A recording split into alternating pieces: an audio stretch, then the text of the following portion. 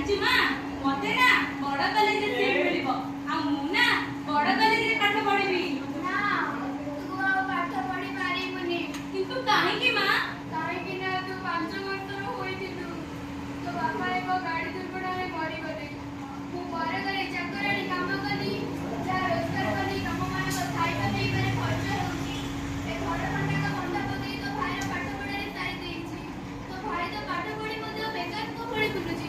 ମୋ ପାଖରେ ଏବେ ସେତିକି ସମ୍ବଳ ନାହିଁ ଯେ ମୁଁ ତୋତେ ପାଠ ପଢ଼େଇ ପାରିବି। ତାହେଲେ ମା ମୁଁ କଣ ପାଠ ପଢିବିନି? ନା ତୁ ଆଉ ପାଠ ପଢ଼ିବୁନି।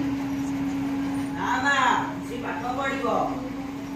ମୁଁ ତ ପାଠ ପଢା ସାରି ଶିକ୍ଷିତ ବେକାର ହୋଇ ବୁଲୁଛି। ଏ ଓଡ଼ିଶା ସରକାରଙ୍କ ଠାରୁ ଚାକିରି ଖଣ୍ଡେ ବି ମିଳୁନି। ଯାହା ପାଖରେ ଟଙ୍କା ଅଛି କେବଳ ଚାକିରି କରିବ।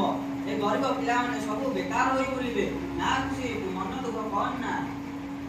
ମୋ ସୁନା ଭଉଣୀଟା ପରା ମୁଁ ଦିନ ମଜୁରିଆ ଚାକିରି କାମ କରି ମୋ ଭଉଣୀକି ପାଠ ପଢେଇବି। ପଛରେ ଏକ ଭଉଣୀକି ପାଠ ପଢେଇବି। ଆଗ ଏ ଟଙ୍କାଟା ଦେ, ଆଗ ଏ ଘର ବନ୍ଧକ ଟଙ୍କାଟା ଦେ। ଜମିଦାର ବାବୁ, ଆମ ପାଖରେ ଏବେ ସେତିକି ସମ୍ବଳ ନାହିଁ ଯେ ଆମେ ଆପଣଙ୍କ ଟଙ୍କା ଶୁଝି ପାରିବୁ। ତାହେଲେ ଘର ଛାଡ଼ି ଚାଲିଯାଅ। ମଉସା ଆମେ ଏବେ କୁଆଡେ ଯିବୁ? ଆମକୁ କିଛି ଦିନ ସମୟ ଦିଅନ୍ତୁ, ଆମେ ଟଙ୍କାଟା ସୁଝି ଦେବୁ। ତମେ ମାନେ ଭଲରେ ମାଗିବ। ଆରେ ଘର ଶୀଘ୍ର ଖାଲି କର।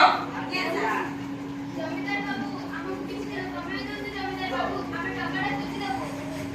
ହଁ ମଉସା ଆମକୁ କିଛି ଦିନ ସମୟ ଦିଅନ୍ତୁ, ଆମେ ଟଙ୍କାଟା ସୁଝି ଦେବୁ। ହଁ ମଉସା ଆମକୁ କିଛି ଦିନ ସମୟ ଦିଅନ୍ତୁ, ଆମେ ଆପଣଙ୍କୁ ସବୁ ଟଙ୍କା ସୁଝିଦେବୁ। ଜମିଦାର ବାବୁ, ଆମକୁ କିଛି ଦିନ ସମୟ ଦିଅନ୍ତୁ। ଜମିଦାର ବାବୁ, ଆମେ ଟଙ୍କାଟା ଶୁଝି ଦେବୁ। ହଁ ମଉସା ଆମକୁ କିଛି ଦିନ ସମୟ ଦିଅନ୍ତୁ, ଆମେ ଟଙ୍କାଟା ସୁଝି ଦେବୁ। ହଁ ମଉସା ଆମକୁ କିଛି ଦିନ ସମୟ ଦିଅନ୍ତୁ, ଆମେ ଆପଣଙ୍କୁ ସବୁ ଟଙ୍କା ସୁଝିଦେବୁ। ଜମିଦାର ବାବୁ, ଆପଣଙ୍କ ଗୋଡ଼ ଧରୁଛି। ଜମିଦାର ବାବୁ, ଆମକୁ କିଛି ଦିନ ସମୟ ଦିଅନ୍ତୁ, ଆମେ ଟଙ୍କାଟା ଶୁଝି ଦେବୁ। ମା! ମା ମା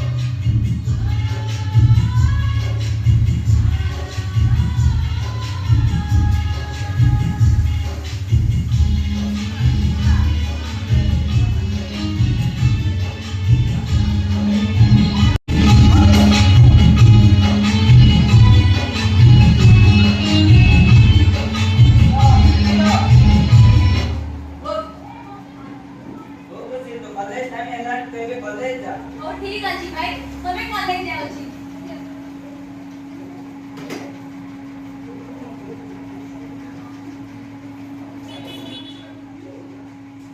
ଖୁସି କଣ ହେଲା ଭାଇ? ହଉ ଠିକ ଅଛି ଭାଇ ତମେ ଆସିଛ